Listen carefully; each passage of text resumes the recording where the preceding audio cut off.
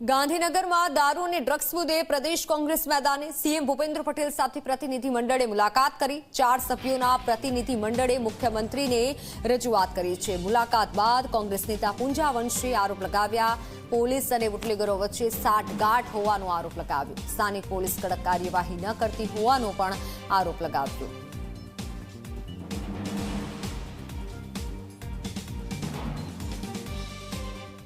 मुख्यमंत्री ने મળવાનો આજનો હેતુ એ હતો કે સમગ્ર ગુજરાતમાં ગાંધીના ગુજરાતમાં દારૂબંધી છે અને દારૂબંધી હોવા છતાં ખુલ્લા બે રોકટોક પોલીસની ભાગીદારીથી અને અસામાજિક પ્રવૃત્તિ કરનારા લોકોની ભાગીદારીથી અને સાથોસાથ સત્તા પક્ષના લોકોની ભાગીદારીથી ખુલ્લા ગુજરાતમાં ગમે ત્યારે ગમે તે સ્થળે બે રોકટોક દારૂ વેચાય છે એટલું જ નહીં, એની સાથોસાથ ડ્રગ્સનું પણ એટલું જ વેચાણ થાય છે।